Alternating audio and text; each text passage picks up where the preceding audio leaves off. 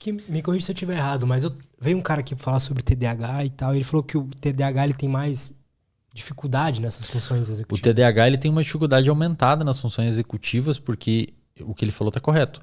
Porque o córtex pré-frontal, uma das gasolinas do córtex pré-frontal é a dopamina. Então o aumento tem uma via de dopamina que sai da área tegmentar ventral e vai até o córtex pré-frontal. Essa via a gente chama de via mesocortical. Não precisa saber esses nomes, mas só para a galera que quiser pesquisar mais. Sai da área tegmentar ventral e vai para o córtex pré-frontal. Essa via se chama via mesocortical. A gente tem outras vias de dopamina no cérebro, mas essa é agora importante para nós. A dopamina, no seu córtex pré-frontal, ela é como se fosse a gasolina dele. No TDAH, existe uma diminuição da produção de dopamina. Ele tem menos dopamina. Entendi, então Por faz todo alguma sentido. modificação genética, sei lá, o TDAH é bem genético. Então, por alguma, sei lá, produz um pouco menos de dopamina, ou os receptores não conseguem assimilar também a dopamina, ele tem menos dopamina. Então, o que a gente chama de dopamina tônica, que é uma dopamina que fica vazando, como se fosse uma mangueira de jardim. Imagina que no córtex pré-frontal tem uma mangueira de jardim irrigando ele. Uhum. Tem uma mangueira de jardim no córtex pré-frontal. Essa mangueira de jardim larga a dopamina. No paciente com TDAH sai umas gotinhas. Tic, tic, tic. E aí, quais são as funções do córtex pré-frontal que são prejudicadas no TDAH? Controle executivo, as funções executivas que eu já vou explicar, e controle de impulsos. O córtex pré-frontal que fala para você assim, Lutz, cara, fica sentado aí, velho. Senta aí, não levanta agora e termina de assistir a aula, é importante. É o córtex pré-frontal que faz isso. O córtex pré-frontal, você pode dizer que ele faz a coisa difícil. Uhum. Ele é o cara que faz a coisa difícil. Tipo assim, cara, não vai lá agora na cozinha pegar aquele bolo porque você tem que terminar de assistir a aula aqui. Ou terminar de escrever esse e-mail pro chefe. É ele que faz você ficar, o córtex pré-frontal. É ele que fala, não come aquilo ali, não fuma esse cigarro, não toma essa cerveja agora. Controla o seu comportamento. É ele que inibe o comportamento, ele freia o comportamento. Tanto é que o álcool desliga o córtex pré-frontal. No álcool você fica impulsivo. Você faz coisas que não faria antes. Então esse é um ponto. O paciente com TDAH, muitas vezes ele tem um componente hiperativo. Não são todos que têm, mas grande maioria tem. Ele fica...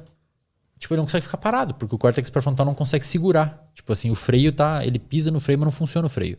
Então ele fica mexendo, vai pra lá, caminha e tal, e fala, e blá, blá, blá, e blá, blá, blá. Né? Segundo ponto prejudicado é funções executivas. O que é função executiva, Lutz? Digamos que eu falo assim pra você. Eu quero que você vá ao mercado, tá? Eu quero que você traga arroz, um martelo, tá? Você vai numa loja aí. Quero que você traga arroz, um martelo, refrigerante, prego, farinha, tá? Um alicate e eu quero que você traga também massa. Porra, fala na hora. A pessoa que pega e organiza tudo mentalmente numa lista das coisas de mercearia e as ferramentas, isso é função executiva. Você organizou o seu pensamento e fez uma estratégia. Uhum, Isso é função executiva. O nosso córtex pré-frontal que faz isso. Então, não, ele me pediu massa, farinha, e ele vai organizando as coisas da mercenaria e outras coisas das ferramentas. Prego, martelo. Em vez dele deixar tudo junto, ele organiza em 2 colunas. É mais fácil de lembrar. O paciente com TDAH tem dificuldade de fazer essas coisas. Às vezes ele nem percebeu ali, né? Ele não sacou, não conseguiu fazer. Eu tenho um paciente com TDAH que começou a tomar medicamento, e a gente já vai falar sobre isso, que é importante. Ele falou assim, Wesley, antes de eu tomar medicamento, parecia que a minha visão era uma janela que estavam caindo folhas aleatórias, assim, caindo na minha frente as folhas. Agora com o medicamento parece que elas estão vindo em fila. Eu consigo vê-las melhor. O cara que veio aqui, o Simon, que é muito legal o trabalho dele, depois dá uma olhada. Que ele só se conserta esses medicamentos, eles são psicoestimulantes. Então eles estimulam. Só que eles estimulam e daí você pensa, por que um paciente com TDAH toma um psicoestimulante e não fica agitado e fica calmo? Por quê?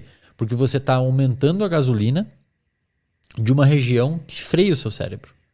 É como se você estivesse aumentando o poder do seu freio. Então você estimula o poder do seu freio.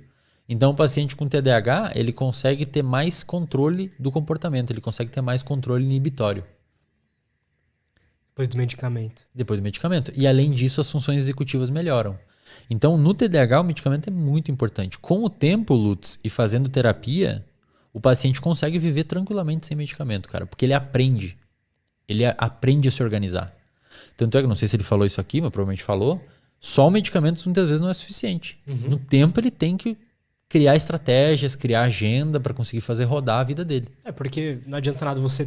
beleza, arrumou. E você não tem as técnicas, as ferramentas. Então, assim, outra coisa, cara, que explica também, essa diminuição de dopamina tônica no paciente com TDAH explica o alto uso de substâncias nessa galera. Faz sentido, né? A galera com TDAH, o TDAH, assim como o transtorno bipolar, se eu não me engano, são os dois transtornos que mais têm uso de substância dopaminérgica associada. Café aumenta a dopamina. Não de forma exagerada como uma droga, mas aumenta a dopamina. Cafeína aumenta a dopamina. Cigarro e álcool. Por muito tempo, se você pegar os registros para trás, antes de se desenvolver a Ritalina, o Venvance e tal, cara, o uso de substância nessa galera, de substância dopaminérgica, era gigantesco. Hoje tem estudos que... Toque também. Toque é um transtorno obsessivo compulsivo, é um transtorno muito... com uso de substância. Até 70% dos pacientes usam, cara, algum tipo de substância dopaminérgica. Os não tratados. Caraca, então, é mano. como se o cérebro deles... Ele tá querendo voltar ao normal. É ali, como né? se o cérebro deles estivesse buscando aquela dopamina que tá faltando. Mas por que não, por exemplo, pode ser uma pergunta burra, mas por que que o café, no caso, não vai funcionar tão bem quanto o medicamento? É muito pouco potente. Entendi. O medicamento ele tem uma farmacogenética, uma farmacodinâmica, uma farmacocinética que vai reto no receptor lá. O café é mais amplo, né?